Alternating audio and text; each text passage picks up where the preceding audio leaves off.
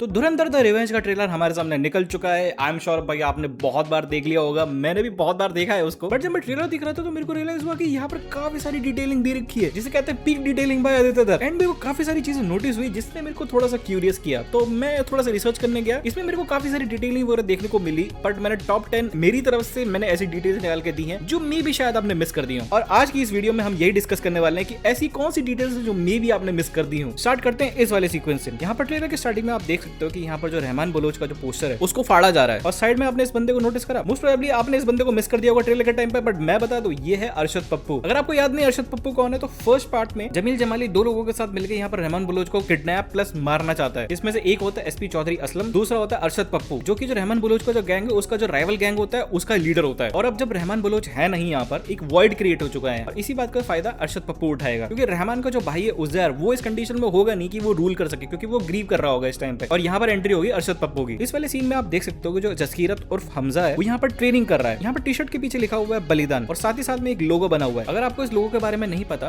तो ये India para special forces का लोगो है और वो जो बलिदान लिखा हुआ है वो इनका पूरा एक मोटो है, बलिदान परम धर्म। और ये वाला जो लोगो है सिर्फ वही लोग पहन सकते हैं जो पैरा स्पेशल फोर्सेस का जो ट्रेनिंग होती है, जो ब्रूटल ट्रेनिंग होती है उसको कंप्लीट करते हैं। एंड भाई यहाँ पर इस चीज को अच्छे से एक्सप्लोर किया जाएगा। अब 4 घंटे का रन टाइम है, कुछ तो दिखाएंगे ही ना भाई। अब अगर हम इस वाले सीन की बात करें तो यहाँ पर देख के पता चलता है कि जो उजैर बलोच है उसने किसी को मार दिया है और यहाँ पर जितने भी पीछे लोग हैं वो ऐसा फील हो रहा है कि बहुत ज्यादा शॉक में है। इवन जो उजैर बलोच है उसकी भी शक्ल से दिख रहा है कि वो थोड़ा सा शॉक है प्लस बहुत ज्यादा रेज में है। जितना देख के ये सब फील हो रहा है कि ये वाला जो शॉट है या ये वाला जो डेथ है यहाँ पर वो कोई रैंडम डेथ नहीं होने वाली है। यहाँ पर कोई बहुत ही इंपॉर्टेंट आदमी मरा है जो बहुत ही इंपॉर्टेंट कैरेक्टर है और मेरे को ऐसा फील होता है कि ये अरशद पप्पू को मारा गया है। और आगे आने वाले शॉट में ये दिखाया भी जाता है कि भाई यहाँ पर जो उजैर बलोच है वो किसी के सर से कटे हुए सर से खेल रहा है यहाँ पर। और अगला जो पॉइंट है वो भी इसी से रिलेटेड है, क्योंकि अगर उजैर बलोच ने यहाँ पर अरशद पप्पू को मार दिया है और पास में अरशद पप्पू ने एसपी चौधरी असलम के साथ और जमील जमाली के साथ यहाँ पर काम किया है रहमान बलोच को मारने के लिए, तो यहाँ पर मेरे को 2 सिनेरियो लग रहे हैं जो कि पॉसिबल हो सकता है जिसकी वजह से वो रहमान बलोच के गैंग का लीडर बन जाता है। रीजन 1 ये हो सकता है जो उजैर बलोच है उसने अरशद पप्पू को मार दिया और जो हमारा एसपी चौधरी असलम है उसने उजैर बलोच को यहाँ पर गिरफ्तार कर लिया और जैसे ही उजैर यहाँ पर गिरफ्तार हुआ हमजा ने रहमान के गैंग को ओवरटेक कर लिया। दूसरा सिनेरियो ये हो सकता है कि भाई जो यहाँ पर हमजा है उसने उजैर को यहाँ पर ब्रेन वॉश करा, मैनिपुलेट करा कि भाई देख तेरे भाई के साथ ऐसा ऐसा हुआ है और अरशद पप्पू इस चीज के लिए जिम्मेदार है, तो तुझे एक एग्जाम्पल सेट करना पड़ेगा कि भाई हमसे डर के रहो। और इसी ब्रेन वॉश के चलते यहाँ पर जो उजैर है वो अरशद पप्पू को खुले में मर्डर कर देगा ताकि वो एग्जाम्पल सेट कर सके। तभी यहाँ पर सीन ऐसा लगता है कि भाई ये एग्जाम्पल सेट करने के लिए खुले में मर्डर हुआ है और लोग शॉक हैं पूरी तरफ। तो अगला पॉइंट यहाँ पर रिलेटेड है जमील जमाली से। तो जैसे ये पूरा गैंग वॉर वगैरह खत्म होगा यहाँ पर जो जमील जमाली है वो अपना पॉलिटिकल खेल शुरू करेगा। जैसे आपको याद होगा कि जमील जमाली ने यहाँ पर रहमान बलोच को यहाँ पर पॉलिटिक्स में एंटर करवाया था, उसके सपोर्ट से पूरी लियारी को जीता था, वैसे यहाँ पर वो अब हमजा को खड़ा करेगा पॉलिटिक्स में। और इसलिए आप ये वाले शॉट में देख सकते हो कि यहाँ पर जो हमजा है वो जमील जमाली और रिजवान के साथ यहाँ पर कोई चीज सेलिब्रेट कर रहे हैं और हजार के नोट उड़ा रहे हैं। तो मोस्ट प्रोबेबली ये होगा कि यहाँ पर अरशद पप्पू भी मर गया, रहमान बलोच भी मर गया, उजैर भी जेल में हो सकता है। यहाँ पर कोई पॉलिटिकल अपोजिशन नहीं है, तो यहाँ पर ये इलेक्शन जीत चुके हैं। और ये जो रिजवान वाला चीज है वो मैं समझाऊंगा बाद में आके। तो ट्रेलर में जो अजय सानियाल का जो कैरेक्टर है वहां पर एक डायलॉग बोलता है, हौसला,